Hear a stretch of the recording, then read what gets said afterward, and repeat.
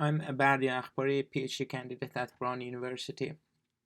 So today I'm going to talk about how to use Autoscoper to track the wrist bones, the upper extremity. I'm going to show you how to track ulnar bone, which is here, radius, and third metacarpal.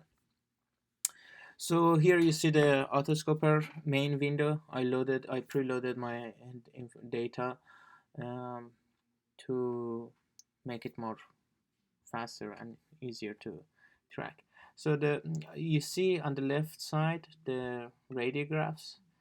The top left, this is radiograph 1, this figure, and the second one is radiograph 2 on the right. And I already preloaded my filters too. As you see, there are Sobel filter and contrast filter on the radiograph, and DRR is filtered by Sobel edge detection.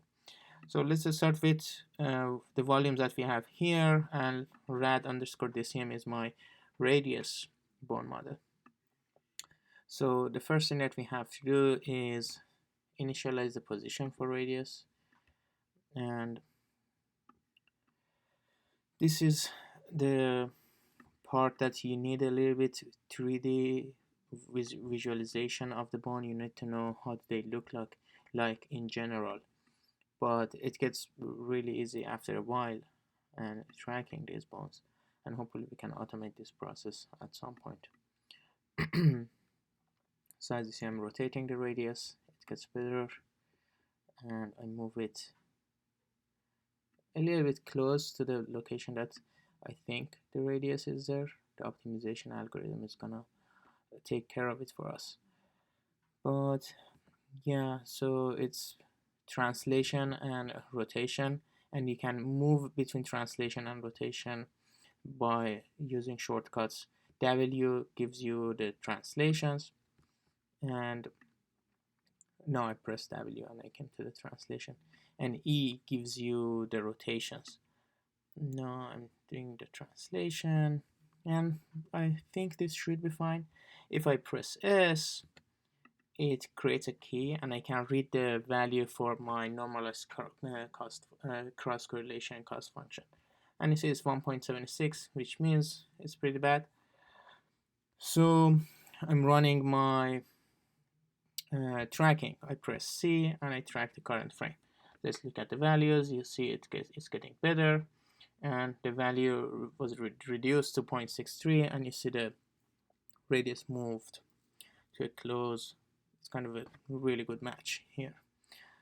As I said in previous videos, I rotate it a little bit, and because I want to make sure my optimization is good when I'm starting the optimization from a point that is really close to the final match. So I create the key. So after I moved it a little bit, let's see, I increase the cost function, which is expected, and I'm going to track the current frame. Let's look at the values again. You see it's getting better, it's small, and this is something that we can call it's fine. What we can do is go to the next frame, and usually I track the second frame and observe it to see how it works. You see it reduced the cost function 0.04 value, but it changed the rotations, for example here about 2. So what I usually do is I go back one frame and I delete this one. You can press delete or go to edit and delete. And so the previous value that we had for frame 0 was 0.64. So what I do, I run the optimization using the initial position of the second frame, and you see it's getting better. It's 0.664, and the rotation changed 1.2, which is slightly, it's still increased because for one frame it shouldn't change that much. So what I do is I go to the it's an iterative process, as I said. So this one for for second frame, our value right now is 0.58. So now what I want to do is to delete this one and run the optimization again. You see this got better. It's 0.58, and as you see, the value didn't change that much. So here I call this a good optimization, because the frames that they are next to each other, they have a pretty good and consistent a slight rotation between them, and which is what we expect because our capture rate was pretty high. So what we can do right now is, because radius is not moving that much, this is what I know based on the data that we recorded, and you see here it didn't change that much, and I changed the frame 10 by 10. So if I run up optimization, I get the better values, and I see the translation was 1.1, which is what I expect, and what we see, that we don't see rotation in radius, it's translating. So I call this fine. Let's go to the frame 20. Let's look at the values, and as you see, the rotation is still really small, but translation, because it's something that the this is a flexion extension task, and we know it's not rotating that much radius, it's just moving side to side. You see, this is another one. I'm moving the frames by 10, and I'm looking at the values to make sure the values are something that they make sense. And here you see we have, for example, here 30 frames tracked, and Autoscoper doesn't spline interpolation, and as you see, when we move along these 4 kind of keyframes, the bone seems really tracked well. So for radius, because we don't have that much movement, this is pretty good. But you see the top part, the distal part of the hand, the third metacarpals are moving. Okay, so let's go back to frame 0, and let's do ulna because it's similar to radius. Then I'm going to talk about third metacarpals, because that's the part that is really important. For ulna is not that important for this specific task, because it's flexion extension, and we know radius and ulna, they're not moving that much relative to each other. So for the first frame, you need to initialize the position. Excuse me. So rotating this, and you have to look at both views when you're doing the rotation and for initial position. But as you see, the edges of the bones, because they are high, they have higher density, it's easy to detect them, and based on those you can do good initial positioning. And these guys are kind of your friends too. So this blue one rotates the object inside the plane, and here I got a good rotation, but on frame 1 it's still not very well. I know I have to rotate this a little bit inside the plane.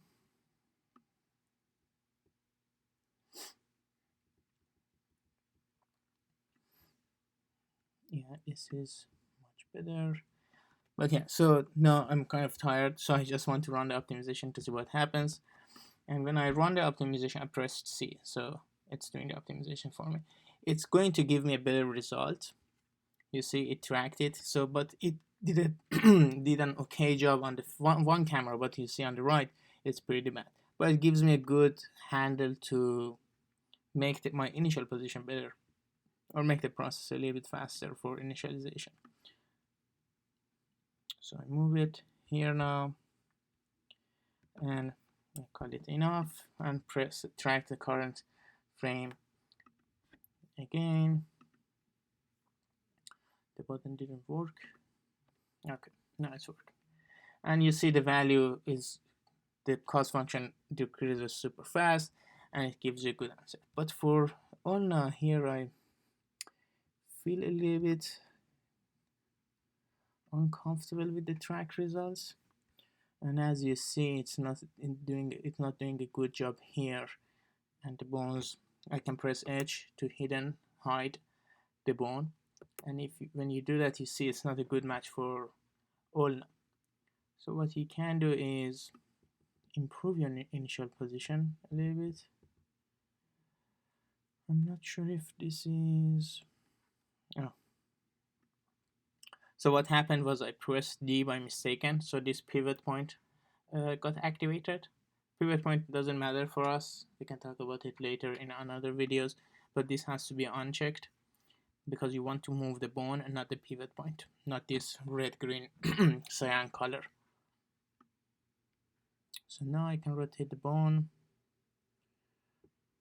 rotate it to the left, I call this better, and it's rotated this way. Okay, so let's run the optimization again, and as you see the value was 0.67, but right now it's in order of 0.56. And when you look at it, you can see, okay, it's solved that edge problem, and the initialization looks much better. So what I do is, as I said, go to the next frame, run the optimization again. We want to make sure frame to frame the changes are not that large. And as you see, this was actually pretty good. It didn't move that much, which is what we expect. But just to be more comfortable, I go to the first frame back, I go back to the first frame and delete it and run the optimization again. I press C, and you see it's getting much better, and the translations and rotations are not that much different. Let's go to the frame number 10. So this double kind of the forward button moves it by 10 frames, and you see it's not good. It's not a good initial position. I press the C or track current to do the optimization, and we see it did a good job of moving it. Something that I don't like though is the rotation moved to 2 degrees.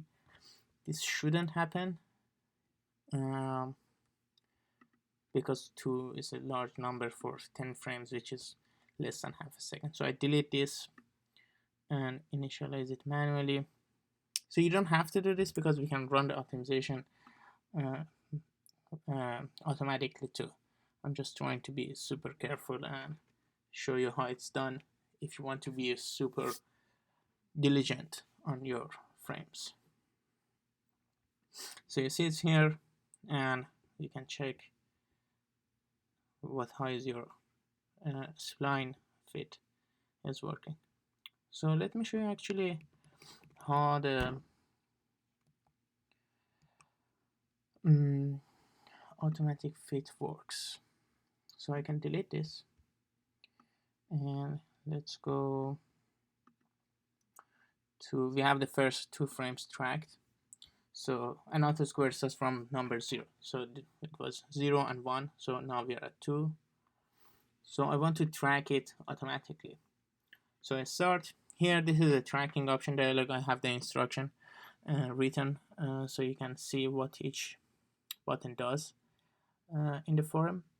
But we want to track from frame number 2 to number 10, and we want to use the initial guess or the initialization point. We want it to be previous frame. So for frame 2, our initialization comes from frame 1, which we already have tracked. We use the particle swarm optimization method. We want to look for the results that they are 3 degrees each other.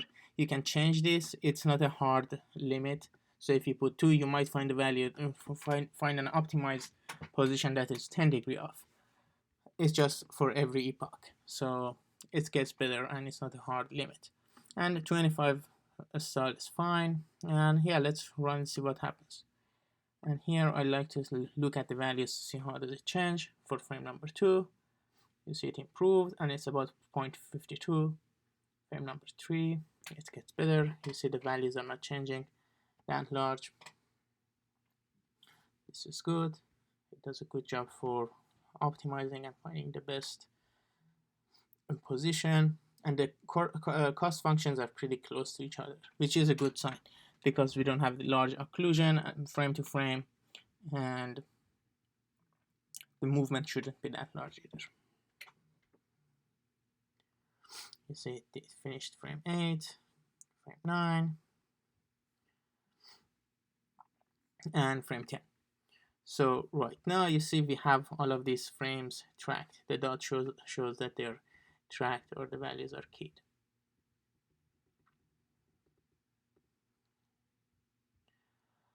Perfect. So radius and ulna.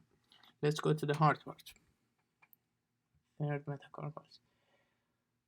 For wrist, what we do, because usually they get occluded, what we do is we first do the tracking on both second and third metacarpal, which is here that I have. And as you see, it's MC2, MC3. It's second and third metacarpal, or here in this view, it's second and third metacarpal. Your thumb is your first metacarpal.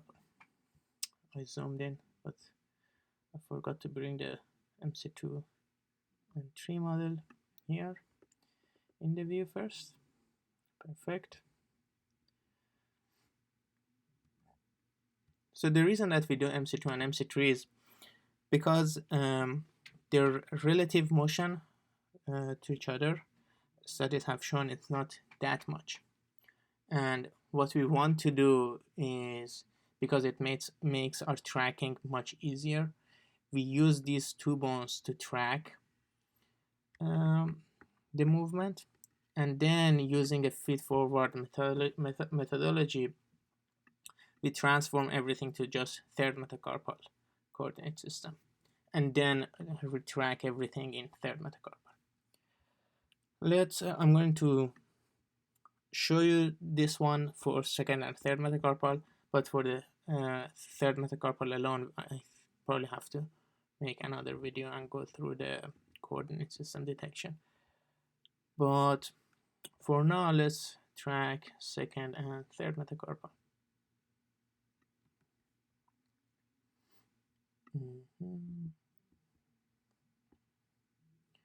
You see, it's really good on this. It's not really good, but it's good on first X-ray source.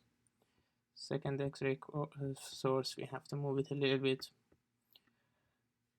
to get a better initial position. You see, for every task, you probably need to do this initialization 1 or 2 frame, and then frame by frame tracking works. But it's still not going to take that much time, and the initialization process usually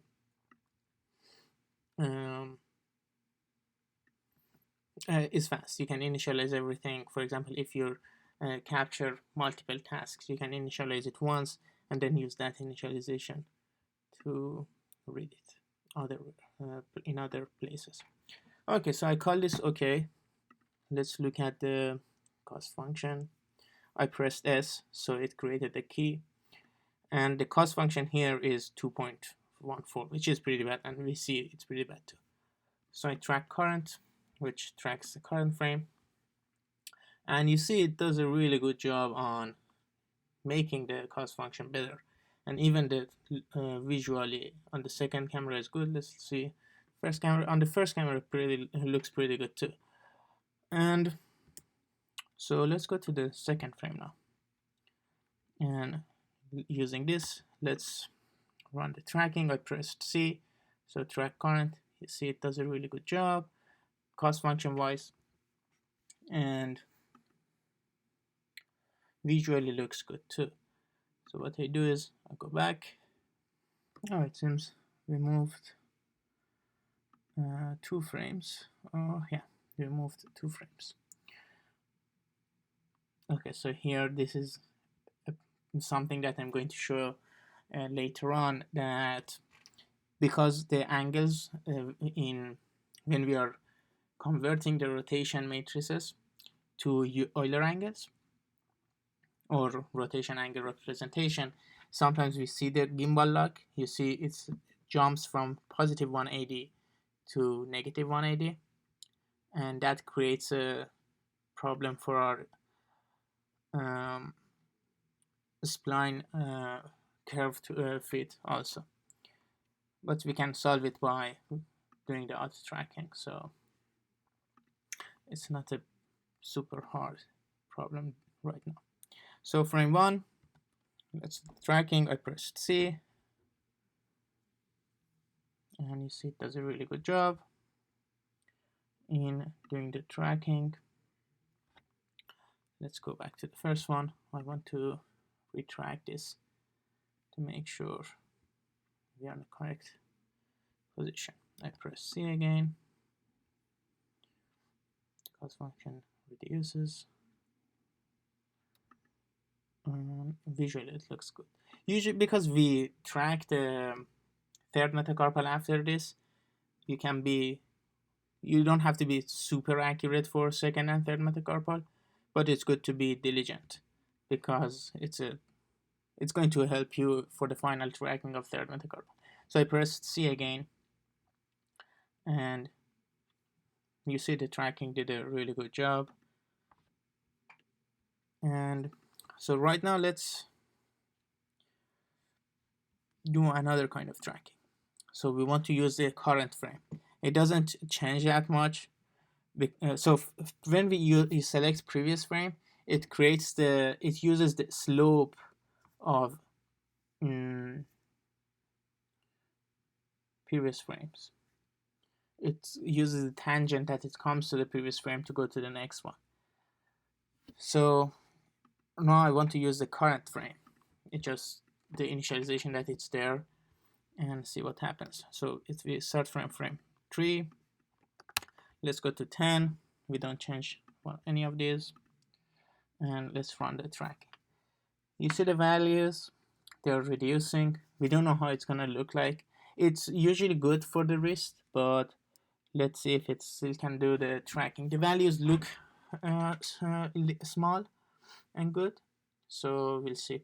And you see my connection to the internet is not that fast too. You see there are some moments that it gets stuck, but yeah, the values are getting there. The cost function gets smaller, and it seems 0.65 for this trial and this quality of x-rays is going to be our best cost function. Okay, so we have the first 10 frames tracked. You see it changed a lot actually, because it's a flexion extension task, and third metacarpals move a lot. So let's go back frame by frame. You see visually it looks really good, and the tracking seems working.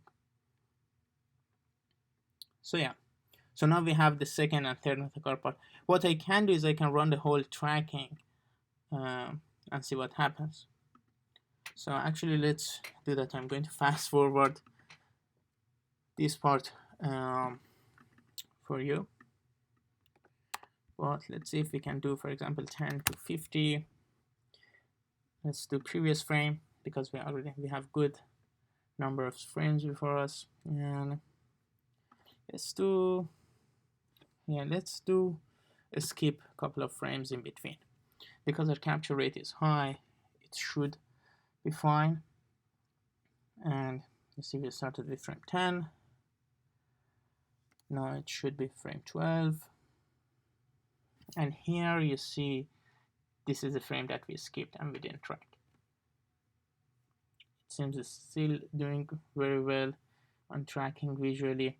So one of the problems that we have for the wrist data is when we get to full flexion, the occlusion between the second and third metacarpal is really, it's a lot, and it gets challenging to track those.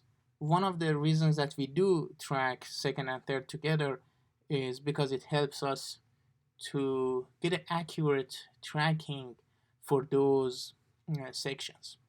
And you see it gets, as we are getting to the flexion, let me show you actually the bone. As we get there, the values for cost function gets larger. It's not about 0.6 anymore. You see,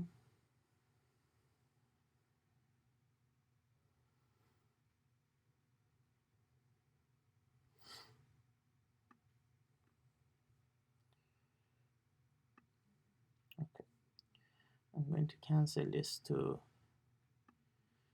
okay, let's move this here. I want to make sure that our tracking is fine.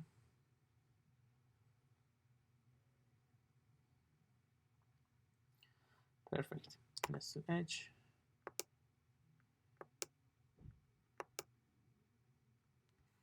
So it seems to me that we can do a better job here. If we go that way.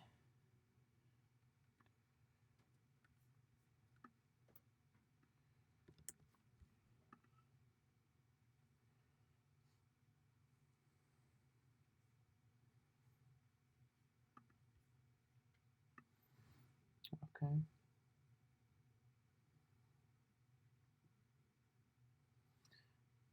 You see, even when I changed it, it seems it's doing a good job, and it's doing a good tracking. And as you see, so don't panic when you see the radius and ulna here. The reason is because we didn't track the radius and ulna, but we can track those, and then it's gonna look like pretty good. So yeah, that's it for now. What we can do is, after we're done with this tracking, let me actually show you the world view that Autoscoper shows you. I want to show you how the bones look like in the world. So my computer is pretty slow, it doesn't do very well here, but you see one of the x-ray views, and this is the position for these 4 bones, basically second and third are together. But by rotating around this world, you can make it larger to see. You can check different views and see how the bones are relative to each other. And you can close this window by going to view and click show world view again. Okay, so yeah, so after you're done, for each bone model you can do save, you can save the file. Go to the save tracking, selection extension. This is usually how, oh, it's emptied. Yeah, the computer is pretty slow, but yeah, it's jumped, but you save it. Usually I save them task name first underscore the bone name, which here is MC2 MC3, and I usually use the default. I want the volume that I have selected to be saved. I want them in matrix format and in row format, so it gives me a 1/16 transformation matrix. I want this to be comma separated. The delimiter I want it to be comma, and I don't want any interpolation, and I want the units to be millimeter and in degrees. And when I press OK, it's gonna save the values. And yeah, that's it.